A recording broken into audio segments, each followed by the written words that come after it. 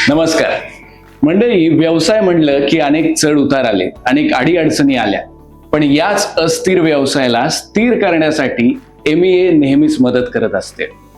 दरवर्षीप्रमाणे याही वर्षी MEA ने एक्स्पो आयोजित केलाय, जो मराठा उद्योजकाला एक जागतिक ओळख निर्माण करून देईल. अर्थातच त्या एक्स्पोचं नाव आहे MEA इंटरनॅशनल बिझनेस एक्स्पो 2026. आणि या जागतिक प्रवासाचा अभिमानास्पद भाग म्हणजे आज आपल्या सोबत आहेत असिम्युलेट टेक्नॉलॉजीचे को फाउंडर मिस्टर महादेव पुणेकर सर. सर नमस्कार. नमस्कार. सर, तर आपल्या कंपनीच्या प्रवासाची सुरुवात कशी झाली हे आम्हाला जाणून घ्यायला आवडेल.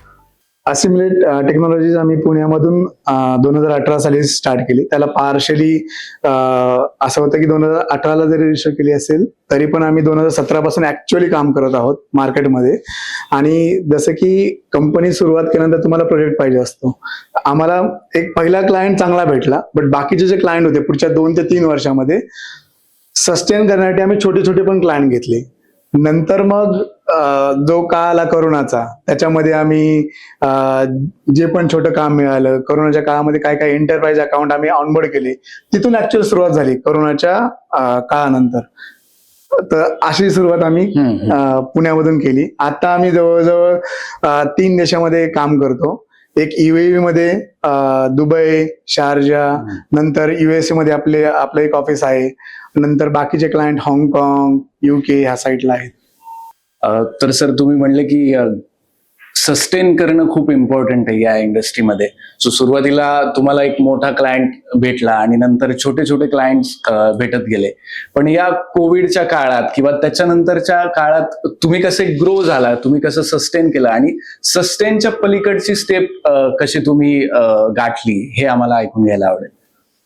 आता कुठली पण कंपनी आपण स्टार्ट करतो तर त्याला लागणारा फ्युएल किंवा ते पैसा म्हणतो आपण, तर तो पैसा आम्ही प्रोजेक्ट मधूनच तयार केला. आणि कधीच आम्ही असं म्हटलं नाही की आम्ही ओनर आहोत आणि आता आम्हाला डिव्हिडंड पाहिजे किंवा त्याच्यामधून येणारा पैसा आम्हालाच ठेवायचा. आम्ही कधीच नाही केलं. जो पण पैसा मिळाला आम्ही एक तर एम्प्लॉईवरती खर्च केला किंवा एखादा व्हर्टिकल वाढवण्यामध्ये खर्च केला. त्याच्यामुळे आम्ही जो पण पैसा येतोय क्लायंट कडून किंवा आपल्या कंपनीमधून तोच परत रिइन्व्हेस्ट केला. म्हणून आम्ही तग धरून राहिलो.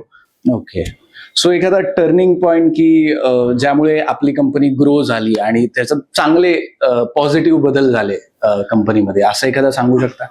टर्निंग पॉइंट म्हणजे कसं की एंटरप्राइज अकाउंट जे म्हणलो की आता मागच्या प्रश्नात सांगितलं की एंटरप्राइज अकाउंट ऑनबोर्ड करणं, त्याला त्या अकाउंटला कंटिन्यू सस्टेन करणं किंवा चांगला आउटकम देणं त्या क्लायंटला, हाच टर्निंग पॉइंट होता. आणि US चे क्लायंट ऑनबोर्ड किंवा बाकीचे पण आउटसाइड कंट्रीचे क्लायंट होते, त्यांना आम्ही आमचा जो USP आहे की कायम खुश ठेवणं, कायम जो डिलिव्हरी पार्ट असतो तो ऑन टाइम देणं, हे आम्ही करत राहिलो कंटिन्यू. आणि तीच कन्सिस्टन्सी अजून पण आहे आमची. नक्कीच. सो तुम्ही छान सर आपले जे काही USPs आहेत ते प्रेक्षकांना सांगितलेले आहेत. तर मी आता एक MEA बाबत प्रश्न विचारतो तुम्हाला.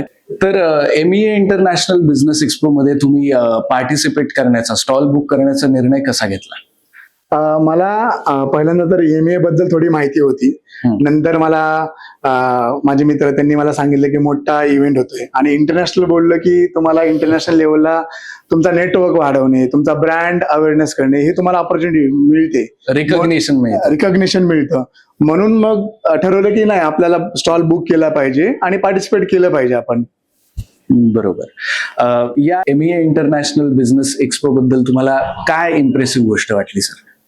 जसं की इंटरनॅशनल बोललो तर आपल्याला कसं की बाहेरचा जो नेटवर्क मिळतो आपल्याला किंवा एक प्लॅटफॉर्म मिळतो तो इझी होतो की डोअर स्टेप तुम्हाला बिझनेस येतो. एक तर दुसरा एक मेंटरशिप आहे, म्हणजे ह्या गोष्टी तुम्हाला इझिली अवेलेबल होतात. आणि हा जगातला म्हणजे मराठा एंटरप्रेन्युअर्सचा सगळ्यात मोठा इव्हेंट जो जगात पहिल्यांदा करतो आपण, तो पुण्यामध्ये आहे.